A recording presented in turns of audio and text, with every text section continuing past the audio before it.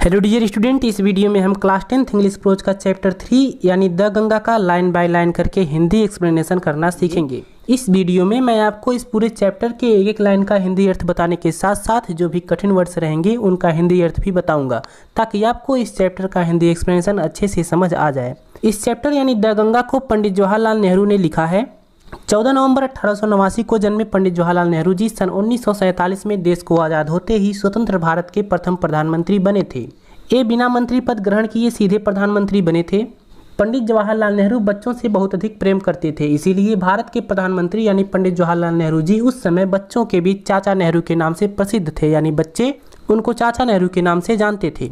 यही कारण है कि 27 मई 1964 को उनका मृत्यु हो जाने के बाद यानी 27 मई 1964 को जब उनका मृत्यु हो जाता है तो बच्चों के प्रति उनके असीम प्रेम भावना को देखते हुए सर्वसम्मत से ये फैसला लिया गया कि अब से प्रत्येक वर्ष उनके जन्म यानी 14 नवंबर को बाल दिवस के रूप में मनाया जाएगा। और तभी से यानी उनके मृत्यु के बाद से ही हम सभी उनके जन्मदिन यानी 14 नवंबर को बाल दिवस के रूप में मनाते हैं। वैसे आप मुझे नीचे कमेंट करके जल्दी से बता दीजिए कि पिछले वर्ष आपने अपने स्कूल में बाल दिवस को सेलिब्रेट किया था या नहीं। इसके अलावा पंडित जवाहरलाल नेहरू जी एक जाने माने लेखक भी रहे हैं।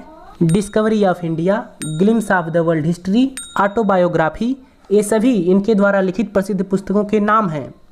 ये चैप्टर भी यानी द गंगा उनके द्वारा सन 1954 में लिखित विल एंड टेस्टामेंट से लिया गया है। विल एंड टेस्टामेंट का हिंदी अर्थ होता है इच्छा पत्र और वसीयतनामा। अतः ये स्पष्ट है कि इस चैप्टर में उन्होंने अपनी इच्छा को व्यक्त किया है और इसके साथ साथ भारत और उसके लोगों के प्रति अपनी प्रेम भावना को भी व्यक्त किया है। उन्होंने इस चैप्टर में अपनी इच्छा प्रकट की है कि जहाँ कहीं भी उनकी मृत्यु हो उनके शरीर का वहीं पर दाह संस्कार कर दिया जाए तथा उनके शरीर की राख को उनके जन्मभूमि यानी इलाहाबाद भेज दिया जाए और उस राख की एक मुट्ठी को गंगा नदी में फेंक दिया जाए तथा शेष भाग को हवाई जहाज में रखकर हवा में ऊपर ले जाया जाए और उस ऊंचाई से उसको बिखेर दिया जाए ताकि उनकी राख भारत के धूल व मिट्टी में अभिन्न रूप से मिल जाए। यानी इस चैप्टर में उन्होंने ऐसी इच्छा अपनी प्रकट की है। तो मैंने इस चैप्टर के बारे में आपको कुछ संक्षिप्त जानकारी दे दी। अब चलिए इसी के साथ शुरू करते हैं इस चैप्टर का हिंदी एक्सप्लेनेशन। लेकिन हिंदी एक्सप्लेनेशन देखने से पहले मैं आपको बता दूं कि अगर आपने अभी तक इस चैनल को सब्सक्राइब नहीं किया है तो चैनल को सब्सक्राइब करके बेल आइकन प्रेस कर लीजिए, क्योंकि मैं आपके लिए आपके परीक्षा उपयोगी वीडियो को हमेशा लाता रहता हूँ। चलिए अब एक्सप्लेनेशन देखते हैं। नेहरू जी यहाँ पे लिखते हैं, I have received so much love and affection from the Indian people. लिखते हैं कि आई हैव रिसीव्ड मैंने प्राप्त किया है। रिसीव्ड का मतलब होता है प्राप्त करना। सो मच इतना अधिक, लव एंड अफेक्शन प्रेम और स्नेह, अफेक्शन का मतलब स्नेह, फ्रॉम द इंडियन पीपल भारतीय लोगों से। मतलब नेहरू जी लिखते हैं कि मैंने भारतीय लोगों से इतना अधिक प्रेम और स्नेह प्राप्त किया है, दैट की नथिंग कुछ भी नहीं, आई टू डू कैन रीपे मैं चुका सकता हूँ। रीपे का मतलब होता है चुकाना या अदा करना। Even a small fraction of it, even यहाँ तक कि ए स्मॉल फ्रैक्शन एक छोटा सा भाग, फ्रैक्शन का मतलब होता है भाग, ऑफ इट इसका, यानी कि मैं इसका एक छोटा सा भाग भी नहीं चुका सकता। मतलब ये हुआ कि नेहरू जी कहते हैं कि मैंने भारतीय लोगों से इतना अधिक प्रेम और स्नेह प्राप्त किया है कि मैं इसका एक छोटा सा भाग भी नहीं चुका सकता। एंड इंडीड और वास्तव में, इंडीड का मतलब होता है वास्तव में, there can be no repayment वापसी भी नहीं हो सकता। रीपेमेंट का मतलब होता है वापसी। आप so precious a thing as affection, आप सो प्रीसियस ए थिंग इतने बहुमूल्य चीज का, प्रीसियस का मतलब होता है बहुमूल्य, एज अफेक्शन स्नेह जैसे, अफेक्शन का मतलब स्नेह होता है, यानी और वास्तव में स्नेह जैसे इतने बहुमूल्य चीज का वापसी भी नहीं किया जा सकता। एक बार रिवाइज करता हूँ। नेहरू जी कहते हैं कि मैंने भारतीय लोगों से इतना अधिक प्रेम और स्नेह प्राप्त किया है कि मैं इसका एक छोटा सा भाग भी नहीं चुका सकता और वास्तव में स्नेह जैसे इतने बहुमूल्य चीज का वापसी भी नहीं हो सकता। Many have been admired, बहुत से लोगों की प्रशंसा की गई है। नेहरू जी कहते हैं कि बहुत से लोगों की प्रशंसा की गई है। admired का मतलब होता है प्रशंसा करना। Some have been revered, कुछ लोग श्रद्धेय रहे हैं। revered का मतलब श्रद्धेय। But लेकिन the affection of all classes of the Indian people, the affection स्नेह of all classes सभी वर्गों का, classes का मतलब श्रेणी या वर्ग, of Indian people भारतीय लोगों के, यानी भारतीय लोगों के सभी वर्गों का स्नेह, हैज कम टू मी मुझ तक आया है, इन सच अबेडेंट मेजर इतने प्रचुर मात्रा में, दैट की, अबेडेंट का मतलब होता है प्रचुर, मेजर का मतलब मात्रा, दैट की आई हैव बीन ओवरवेल्म्ड मैं बहुत खुश हो गया हूँ, बाय इट इससे, ओवरवेल्म्ड का मतलब होता है बहुत खुश होना या अभिभूत होना। यही नेहरू जी किससे खुश हो गए हैं? भारतीयों के द्वारा प्राप्त इतने प्रचुर मात्रा में स्नेह से। एक बार रिवाइज करता हूँ इसको। अर्थात नेहरू जी कहते हैं बहुत से लोगों की प्रशंसा की गई है, कुछ लोग श्रद्धेय रहे हैं, लेकिन भारतीय लोगों के सभी वर्गों का स्नेह मुझे इतने प्रचुर मात्रा में प्राप्त हुआ है या फिर मुझ तक इतने प्रचुर मात्रा में आया है कि मैं इससे बहुत खुश हो गया हूँ या फिर अभिभूत हो गया हूँ। I can only express the hope. I can only express, मैं सिर्फ व्यक्त कर सकता हूँ, द होप, आशा। एक्सप्रेस का मतलब होता है व्यक्त करना। दैट की इन द रिमेनिंग ईयर्स, बचे हुए वर्षों में, रिमेनिंग का मतलब होता है बचे हुए, आई मे लिव, मेरे जीवित रहने के। आई शैल नॉट बी अनवर्दी, मैं अयोग्य नहीं होऊंगा। अनवर्दी का मतलब होता है अयोग्य। ऑफ माई पीपल, अपने लोगों के, एंड दियर अफेक्शन, और उनके प्रेम के। यानी नेहरू जी कहते हैं कि मैं सिर्फ आशा व्यक्त कर सकता हूँ कि अपने जीवित रहने के बचे हुए वर्षों में मैं अपने लोगों और उनके स्नेह के अयोग्य नहीं होऊंगा। यानी नेहरू जी ये कहना चाहते हैं कि जब तक मैं जीवित हूँ मैं भारतीय लोगों और उनके स्नेह के लिए अयोग्य नहीं होऊंगा, यानी मुझे उनसे स्नेह मिलता रहेगा। इस पूरे पैसेज को एक बार रिवाइज कर देता हूँ। नेहरू जी कहते हैं कि मैंने भारतीय लोगों से इतना अधिक प्रेम और स्नेह प्राप्त किया है कि मैं इसका एक छोटा सा भाग भी नहीं चुका सकता, और वास्तव में स्नेह जैसे इतने बहुमूल्य चीज का वापसी भी नहीं हो सकता। बहुत से लोगों की प्रशंसा की गई है, कुछ लोग श्रद्धेय रहे हैं, लेकिन भारतीय लोगों के सभी वर्गों का स्नेह इतने प्रचुर मात्रा में मुझ तक आया है कि मैं इससे अभिभूत हो गया हूँ, मैं इससे बहुत खुश हो गया हूँ। मैं सिर्फ आशा व्यक्त कर सकता हूँ कि अपने जीवित रहने के बचे हुए वर्षों में मैं अपने लोगों और उनके स्नेह के अयोग्य नहीं होऊंगा। ठीक है, चलिए इसको देखिए। नेहरू जी फिर लिखते हैं कि to my innumerable comrades and colleagues, मेरे असंख्य साथी और सहकर्मी। इनमरेबल का मतलब होता है असंख्य, कॉमरेड्स का मतलब होता है साथी, और कोलिग्स का मतलब होता है सहकर्मी। यानी मेरे असंख्य साथी और सहकर्मी। आई ओ, मैं ऋणी हूँ, ओ का मतलब होता है ऋणी। And even deeper depth of gratitude, कृतज्ञता के गहरे ऋण का। ग्रेटिट्यूड का मतलब होता है कृतज्ञता, डेप्थ का मतलब होता है ऋण। ध्यान रहे, डेप्थ का मतलब होता है ऋण और ओ का मतलब ऋणी। यही नेहरू जी कहते हैं कि मैं, अर्थ यहाँ से लगाएंगे, कि मैं अपने असंख्य साथियों और सहकर्मियों के कृतज्ञता का गहरा ऋणी हूँ। We have been joint partners in great undertakings. We have been joint partners, हम साथ साथ रहे हैं। ज्वाइंट पार्टनर्स का मतलब साथ साथ रहना। ज्वाइंट्स का मतलब होता है जुड़े हुए, पार्टनर्स का मतलब साथी, मतलब हो जाएगा जुड़े हुए साथी, यानी साथ साथ रहना कह सकते हैं। We have been joint partners, हम साथ साथ रहे हैं। इन ग्रेट अंडरटेकिंग्स, महान कार्यों में। अंडरटेकिंग्स का मतलब होता है कार्य, यानी हम महान कार्यों में साथ साथ रहे हैं। एंड हैव शेयर्ड, और साझा किया है। क्या साझा किया है? ट्रियम्फ, विजय, एंड सारो, और दुख। विच, जो इनवेटेबली, अनिवार्य रूप से, ए कंपनी देम, उनके साथी हैं। ए कंपनी मतलब होता है साथी, इनवेटेबली मतलब अनिवार्य रूप से। यानी हम महान कार्यों में साथ साथ रहे हैं और विजय तथा दुख को साझा किया है, जो अनिवार्य रूप से उनके साथी हैं। रिवाइज करता हूँ एक बार। मैं अपने असंख्य साथियों और सहकर्मियों के कृतज्ञता का गहरा ऋणी हूँ। हम महान कार्यों में साथ साथ रहे हैं और विजय तथा दुखों को साझा किया है, जो अनिवार्य रूप से उनके साथी हैं। वेन आई डाई, फिर नेहरू जी लिखते हैं कि वेन आई डाई, जब मेरी मृत्यु हो या फिर जब मैं मरूं। डाई का मतलब होता है मरना। आई शुड लाइक, मैं पसंद करूंगा या फिर मैं चाहूंगा कि माई बॉडी, मेरे शरीर का, टू बी क्रिमेटेड, दाह संस्कार किया जाए। यानी नेहरू जी कहते हैं कि मैं चाहूंगा कि जब मैं मरूं तो मेरे शरीर का दाह संस्कार किया जाए। If I die in a foreign country, if, अगर, आई डाई, मैं मरता हूँ, इन ए फॉरेन कंट्री, विदेश में, यानी अपने देश में नहीं किसी दूसरे देश में। अगर मैं विदेश में मरता हूँ, माई बॉडी, कामा यहाँ पे लगा हुआ है, तो माई बॉडी, मेरे शरीर का, शुड बी क्रिमेटेड दियर, वहीं दाह संस्कार कर दिया जाए। क्रिमेटेड का मतलब होता है दाह संस्कार करना। एंड माई एसेस, और मेरे राह को सेंट, भेज दिया जाए, टू इलाहाबाद, यानी इलाहाबाद। यानी नेहरू जी कहते हैं कि मेरी इच्छा है या फिर मैं चाहूँगा या फिर मैं पसंद करूँगा कि जब मैं मरूँ तो मेरे शरीर का दाह संस्कार किया जाए, और अगर मेरी मृत्यु विदेश में होती है तो मेरे शरीर का दाह संस्कार वहीं कर दिया जाए और मेरी राह को इलाहाबाद भेज दिया जाए। A small handful of these ashes, इन राखों का एक छोटी मुट्ठी, एसेस का मतलब राख, इन राखों का एक मुट्ठी, शुड बी थ्रोन, फेंक दिया जाए। थ्रोन का मतलब होता है फेंकना। इन द गंगा, गंगा नदी में, यानी इन राखों की एक मुट्ठी गंगा नदी में फेंक दिया जाए। एंड द मेजर पोर्शन, और बड़े भाग को, मेजर का मतलब होता है बड़ा, पोर्शन का मतलब भाग या हिस्सा, और बड़े भाग को ऑफ देम इसके डिस्पोज्ड ऑफ निपटारा किया जाए। डिस्पोज्ड ऑफ का मतलब होता है निपटारा करना। इन द मैनर तरीके से, मैनर का मतलब तरीका, इंडिकेटेड बेलो नीचे निर्दिष्ट, इंडिकेटेड का मतलब होता है निर्दिष्ट, यानी और इनके बड़े भाग का नीचे निर्दिष्ट तरीके से निपटारा किया जाए।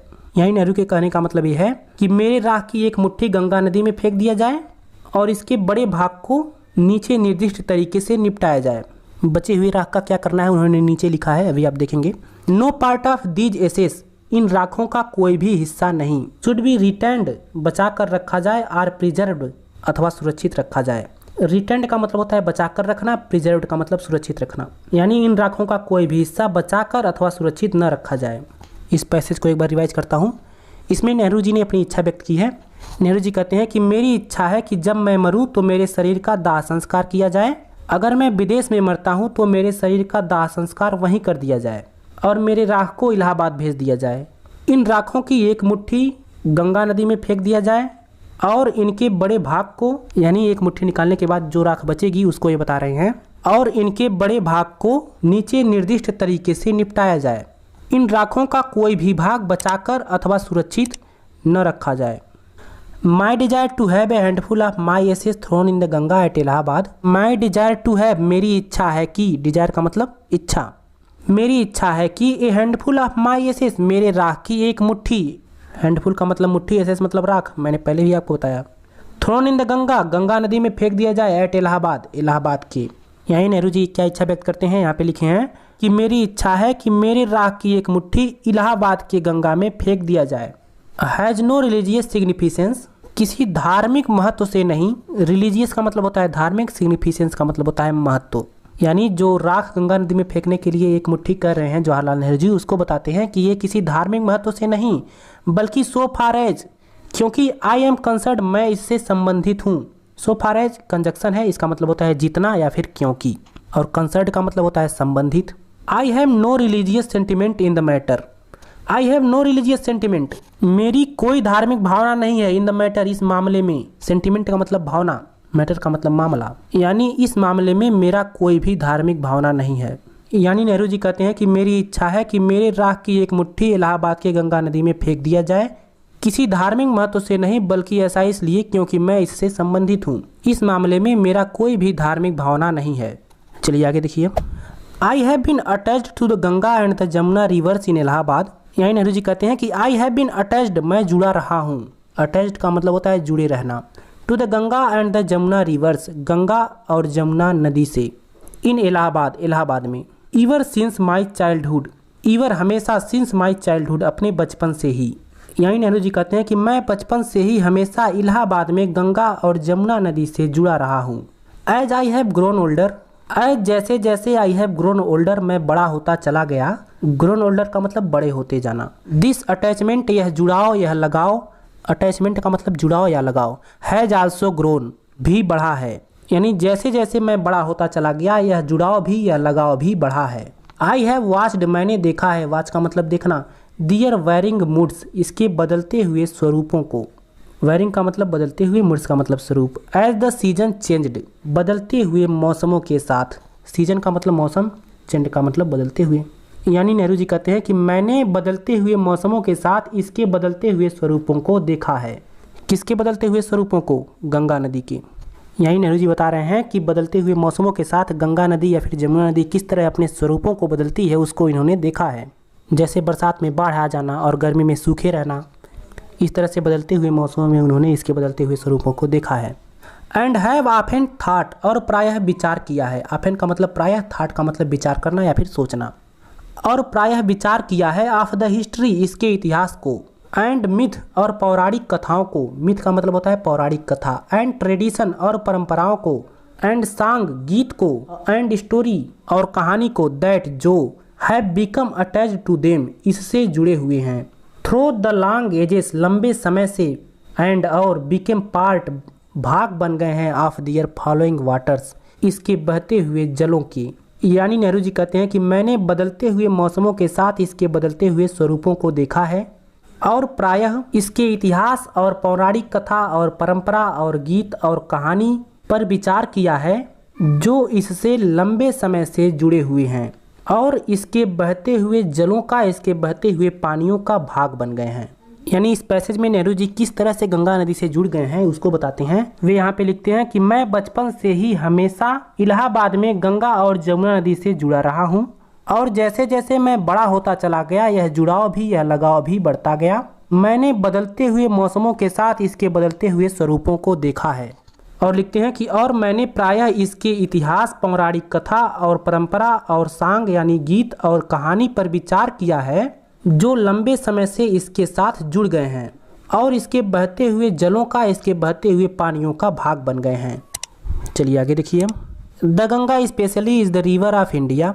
गंगा विशेष रूप से भारत की नदी है। स्पेशली मतलब विशेष रूप से। बिलव्ड ऑफ हर पीपल, अपने लोगों की प्रिय रही है। बिलव्ड का मतलब प्रिय रहना। यानी गंगा विशेष रूप से भारत की नदी है, यह अपने लोगों की प्रिय रही है। राउंड विच, जिसके चारों ओर, राउंड का मतलब चारों ओर, इंटरट्वाइंड गुथी हुई है। इंटरवाइंड नहीं, इंटरट्वाइंड होगा यहाँ पे, INTERTWINED रहेगा। हो सकता है मिस स्पेल हो गया हो। यानी गंगा विशेष रूप से भारत की नदी है, यह अपने लोगों की प्रिय रही है, जिसके चारों ओर गुथी हुई है हर रेशियल मेमोरीज, इसकी जातिगत यादें। रेशियल मतलब जातिगत, मेमोरीज मतलब यादें। हर होप्स एंड फियर्स, इसके आशा और डर। होप का मतलब आशा, फियर मतलब डर। हर सॉन्ग ऑफ ट्रियम्फ, इसके विजय के गीत। हर विक्ट्रीज, इसके विजय। एंड हर डिफीट्स, इसके हार। डिफीट का मतलब हार होता है और ट्रियम्फ और विक्ट्री इन दोनों शब्दों का मतलब विजय होता है। यानी ट्रियम्फ का मतलब भी विजय और विक्ट्री का मतलब भी विजय। यानी नेहरू जी लिखते हैं कि गंगा विशेष रूप से भारत की नदी है, यह अपने लोगों की प्रिय रही है, जिसके चारों ओर इसकी जातिगत यादें, इसकी आशाएं और डर, इसकी विजय के गीत, इसकी विजय और इसकी हार गुथी हुई है। इंटरट्वाइंड का मतलब गुथी हुई, मैंने बताया है आपको। सी हैज़ बीन ए सिंबल, वह एक प्रतीक रही है। कौन? गंगा नदी। नेहरू जी बताते हैं कि she has been a symbol, वह एक प्रतीक रही है। सिंबल का मतलब प्रतीक। Of India's age long culture and civilisation, Bharat के लंबे समय के संस्कृति और सभ्यता का। कल्चर का मतलब होता है संस्कृति, सिविलाइजेशन मतलब सभ्यता। यानी वह भारत के लंबे समय के संस्कृति और सभ्यता का प्रतीक रही है। ईवर चेंजिंग, हमेशा बदलते हुए। ईवर फ्लोइंग, हमेशा बहते हुए। एंड इट, और फिर भी। ईवर द सेम गंगा, वैसी ही गंगा है। यानी हमेशा बदलते हुए, हमेशा बहते हुए और फिर भी वैसी ही गंगा है। सी रिमाइंड्स मी, वह मुझे याद दिलाती है। रिमाइंड का मतलब याद दिलाना। आप स्नो कवर्ड पिक्स, बर्फ से ढके हुए चोटियों का। स्नो कवर्ड का मतलब बर्फ से ढका हुआ, पिक्स का मतलब चोटी। And the deep valleys of the Himalayas, और हिमालय के गहरे घाटियों का। वैली का मतलब घाटी।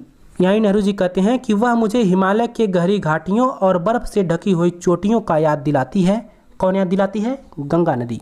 विच, जिसे I have loved so much, मैंने बहुत अधिक प्रेम किया है। एंड और of the rich and vast plains below, इसके निचले उपजाऊ और विस्तृत क्षेत्र। रीच का मतलब वैसे तो धनवान होता है, धनी होता है, लेकिन यहाँ पे अर्थ लगाएंगे उपजाऊ से। वास्ट का मतलब होता है विस्तृत, विशाल या बड़ा। प्लान्स का मतलब क्षेत्र, बेलो मतलब नीचे।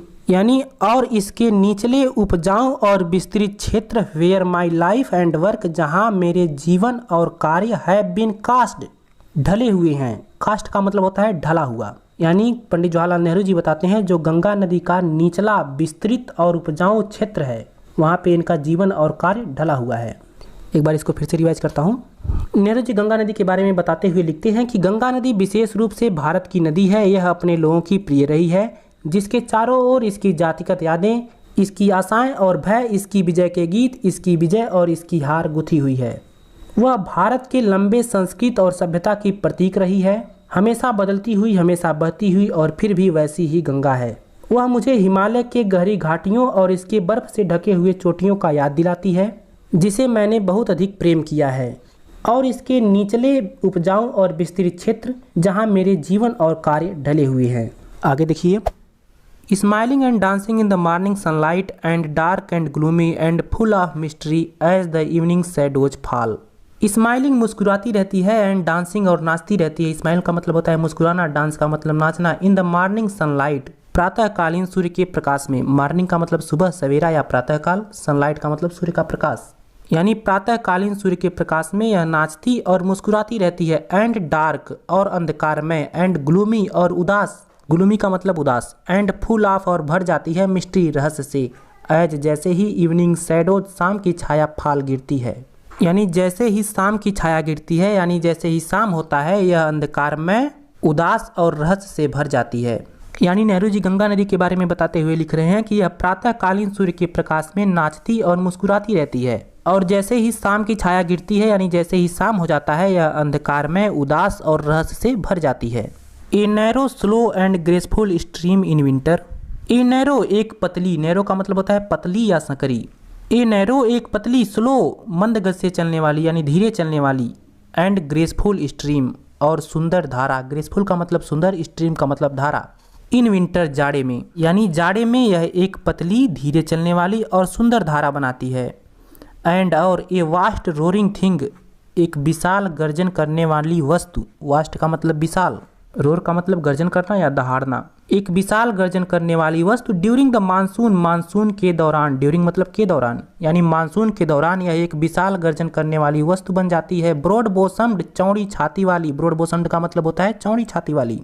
ऑलमोस्ट लगभग एज द सी, सागर की तरह, यानी लगभग सागर की तरह चौड़ी छाती वाली। एंड और with something of the sea's power, कुछ सागर की शक्तियों के साथ। टू डिस्ट्रॉय, नष्ट करने वाली, यानी नष्ट करने वाली कुछ सागर की शक्तियों के साथ। यानी नेहरू जी बताते हैं कि जाड़े में यह एक पतली धीरे चलने वाली और सुंदर धारा बनाती है, और मानसून के दौरान एक विशाल गर्जन करने वाली तथा लगभग सागर की तरह चौड़ी छाती वाली, यानी लगभग सागर की तरह विशाल दिखने वाली तथा कुछ सागर की तरह नष्ट करने वाली शक्तियों के साथ। द गंगा, गंगा नदी हैज बीन टू मी, मेरे लिए ए सिंबल, एक प्रतीक है। सिंबल का मतलब होता है प्रतीक। एंड मेमोरी और याद है, मेमोरी का मतलब याद। Of the past of India, Bharat के अतीत की, यानी गंगा नदी मेरे लिए भारत के अतीत की याद और प्रतीक है।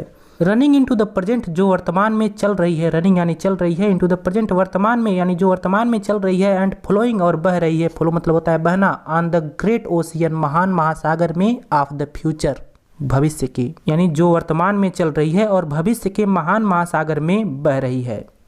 इस पैसेज में कहीं भी फुल स्टॉप नहीं था, केवल यहाँ पे अंत में है, लेकिन आपको घबराना नहीं है, इसका अर्थ एकदम आपको समझ में आएगा। मैं एक बार फिर से रिवाइज करता हूँ, ध्यान से देखिए केवल। इसमें नेहरू जी ने बताया कि गंगा नदी सुबह में किस तरह से रहती है और शाम में किस तरह से हो जाती है, तथा जाड़े में कैसी बहती है और मानसून के दौरान एक ऐसी प्रतीत होती है। ये सारी बातें बताई नेहरू जी ने इस पैसेज में। ध्यान दीजिए, रिवाइज करता हूँ।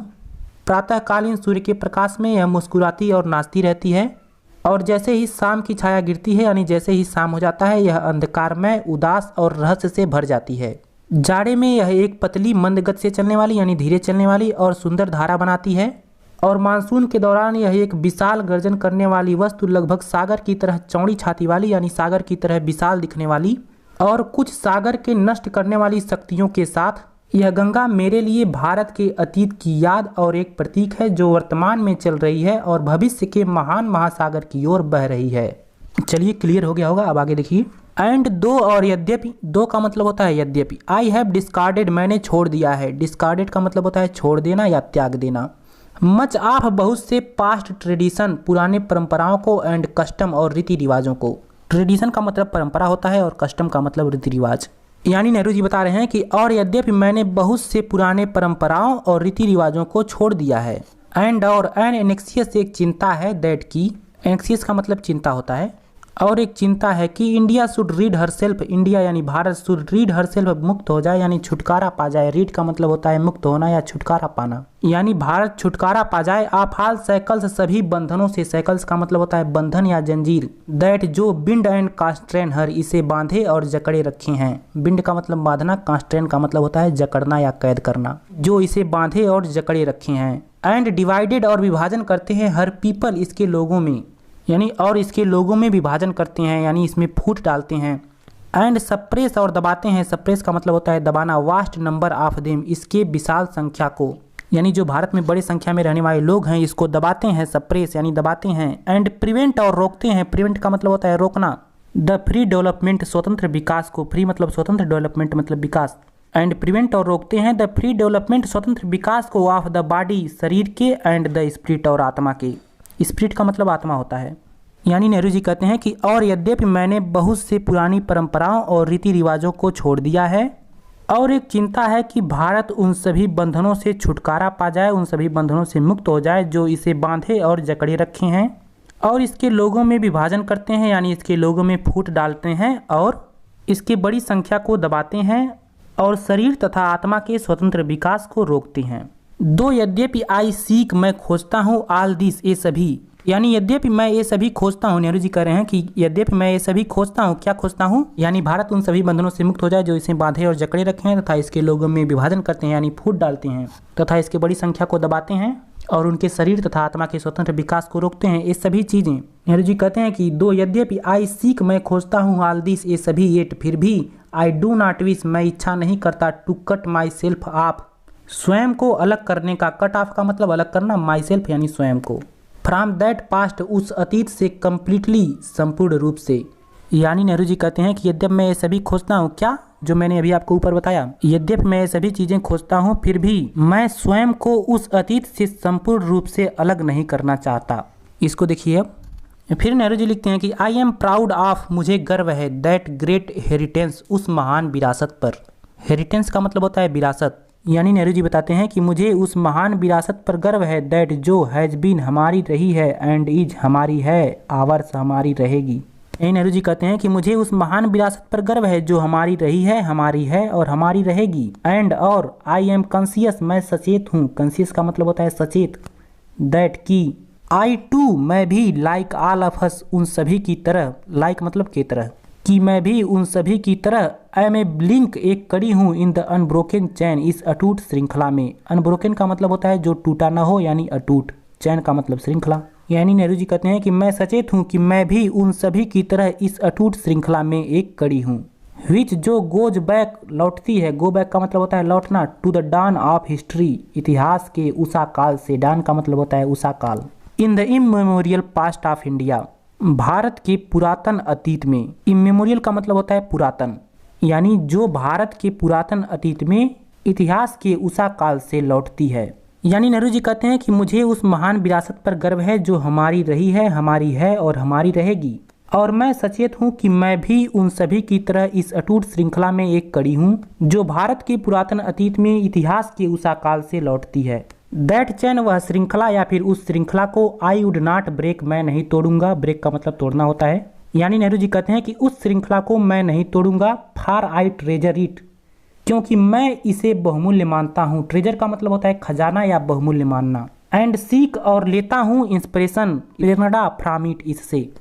यानी नेहरू जी कहते हैं कि उस श्रृंखला को मैं नहीं तोड़ूंगा क्योंकि मैं इसे बहुमूल्य मानता हूँ और इससे प्रेरणा लेता हूँ। एंड और, एज विटनेस, साक्षी के रूप में या फिर गवाह के रूप में। विटनेस का मतलब होता है साक्षी या गवाह। एज विटनेस, गवाह के रूप में, of this desire of mine, मेरी इस इच्छा के, यानी मेरी इस इच्छा के गवाह के रूप में। एंड और, एज माई लास्ट होमेज, मेरी अंतिम श्रद्धांजलि के रूप में। होमेज का मतलब होता है श्रद्धांजलि, लास्ट का मतलब अंतिम, और मेरी अंतिम श्रद्धांजलि के रूप में, to India's culture inheritance, Bharat के सांस्कृतिक विरासत के। कल्चरल का मतलब होता है सांस्कृतिक, इनहेरिटेंस का मतलब विरासत। यानी नेहरू जी कहते हैं कि और मेरी इस इच्छा के गवाह के रूप में या फिर साक्षी के रूप में, और मेरी भारत के सांस्कृतिक विरासत के अंतिम श्रद्धांजलि के रूप में, I am making this request, I am making, मैं कर रहा हूँ, दिस रिक्वेस्ट, यह प्रार्थना, यानी मैं यह प्रार्थना कर रहा हूँ, दैट की, ए हैंडफुल ऑफ माई एसेस, मेरे राख की एक मुट्ठी, बी थ्रोन, फेंक दिया जाए, into the Ganga at Allahabad, यानी इलाहाबाद के गंगा नदी में।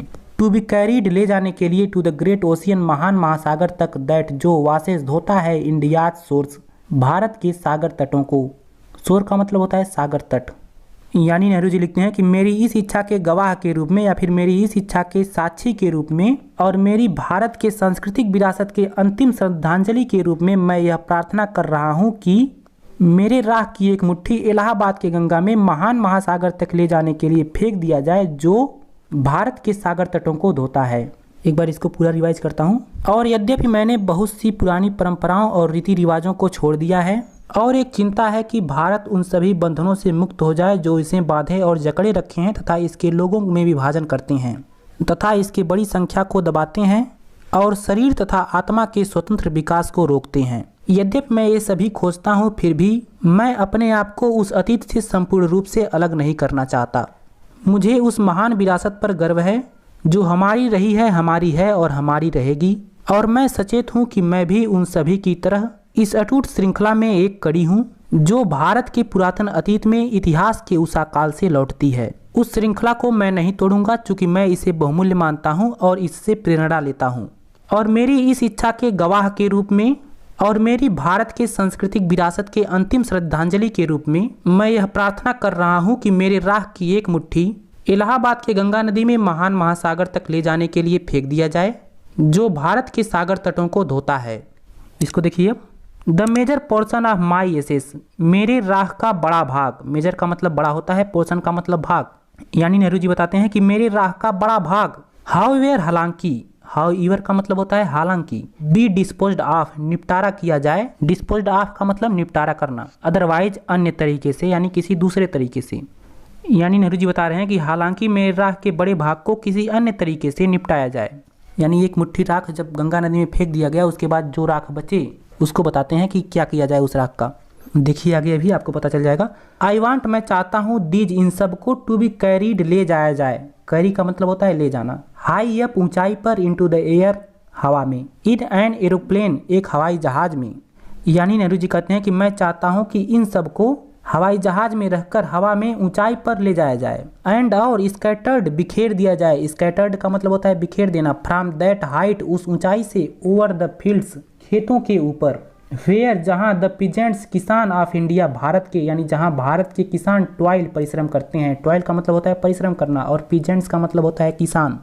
यानी नेहरू जी कहते हैं कि मैं चाहता हूं कि इनको हवाई जहाज में रहकर हवा में ऊंचाई पर ले जाया जाए और उस ऊंचाई से खेतों के ऊपर बिखेर दिया जाए जहां भारत के किसान परिश्रम करते हैं। सो दैट, ताकि दे माइट मिंगल, वे मिल सकें। मिंगल का मतलब होता है मिलना। With the dust and soil, धूल और मिट्टी के साथ। डस्ट का मतलब धूल, सॉइल का मतलब मिट्टी। यानी ताकि, सो दैट का मतलब ताकि वे धूल और मिट्टी के साथ मिल सकें। ऑफ इंडिया, भारत के, यानी वे भारत के धूल और मिट्टी के साथ मिल सकें। एंड बिकम, और बन जाएं, an indistinguishable part of India, Bharat का एक अविवेच्य भाग या अभिन्न भाग। इनडिस्टिंग्विशेबल का मतलब होता है अविवेच्य, यानी जिसे अलग न किया जा सके। अभिन्न भी बोल सकते हैं। रिवाइज करता हूँ एक बार इसको। नेहरू जी कहते हैं कि हालांकि मेरे राख के बड़े भाग को किसी अन्य तरीके से निपटाया जाए, मैं चाहता हूँ कि इनको हवाई जहाज में रहकर हवा में ऊंचाई पर ले जाया जाए और उस ऊंचाई से खेत के ऊपर बिखेर दिया जाए जहां भारत के किसान परिश्रम करते हैं, ताकि वे भारत के धूल और मिट्टी के साथ मिल सकें और भारत का एक अविवेच्य भाग यानी अभिन्न भाग बन जाएं। यानी नेहरू जी ने क्या इच्छा प्रकट किया कि एक मुट्ठी गंगा नदी में राख फेंकने के बाद जो बाकी राख बच जाती है उसको हवाई जहाज में रखकर हवा में ऊपर ले जाया जाए और उस ऊंचाई से खेतों में बिखेर दिया जाए जहां भारत के किसान परिश्रम करते हैं, ताकि वे भारत के धूल और मिट्टी के साथ अभिन्न रूप से मिल जाएं और भारत का एक अभिन्न भाग बन जाएं। नेहरू जी ने ऐसा इच्छा प्रकट किया है। चलिए अब अंतिम लाइन देखिए। आई हैव रिटन, मैंने लिखा है, दिस विल एंड टेस्टामेंट, इस इच्छा पत्र और वसीयतनामा को। विल एंड टेस्टामेंट का मतलब होता है इच्छा पत्र और वसीयतनामा। मैंने शुरू में ही आपको बताया था। यानी नेहरू जी बताते हैं कि मैंने इस इच्छा पत्र और वसीयतनामा को लिखा है इन न्यू दिल्ली में on the 21 day of June, यानी जून के 21 तारीख को, इन द ईयर, वर्ष में 1954, यानी वर्ष 1954 में। यानी नेहरू जी बताते हैं कि मैंने इस इच्छा पत्र और वसीयतनामा को न्यू दिल्ली में वर्ष 1954 में जून के 21 तारीख को लिखा है। ये चीज़ें तो मैंने आपको शुरू में ही बताया था। तो इस तरह से आपका ये चैप्टर समाप्त हो गया। उम्मीद है कि ये चैप्टर आपको अच्छे से समझ आया होगा। मुझे नीचे कमेंट करके ज़रूर बताइएगा। बाकी आप वीडियो को लाइक कर ही दिए होंगे, नहीं किया तो अब कर दीजिए। स्टूडेंट, मैं कहूँगा कि ये चैप्टर थोड़ा सा डिफ़िकल्ट था, मैं ये मानता हूँ। जो आपने फर्स्ट और सेकेंड चैप्टर पढ़ा उनकी अपेक्षा ये थोड़ा सा डिफ़िकल्ट था। इसमें सेंटेंस काफ़ी लंबे लंबे हैं, तो मैं कहूँगा कि जो भी इसमें मीनिंग हैं जो आपके बुक में दिए हैं उसको आप याद कर लीजिए। और इस चैप्टर के ही नहीं बल्कि सभी चैप्टर के मीनिंग्स को आपको याद करना चाहिए। वैसे मैंने इस चैप्टर को आपको बहुत अच्छे से समझाने की कोशिश की है। मुझे उम्मीद है आपको समझ आया होगा। मुझे नीचे कमेंट करके ज़रूर बताइएगा कि ये चैप्टर आपको कैसा लगा। बाकी अगर आप PDF वगैरह चाहते हैं तो आप हमारे टेलीग्राम चैनल से डाउनलोड कर सकते हैं, उसका लिंक भी नीचे डिस्क्रिप्शन में दिया होगा। बाकी वीडियो पसंद आया हो तो वीडियो को लाइक कीजिएगा, अपने दोस्तों के साथ ज़रूर शेयर कीजिएगा। इस चैनल पर न्यू है तो सब्सक्राइब करके बेल आइकन प्रेस कर लीजिएगा, क्योंकि मैं आपके लिए ऐसे ही वीडियोज़ को लगातार लाता रहता हूँ।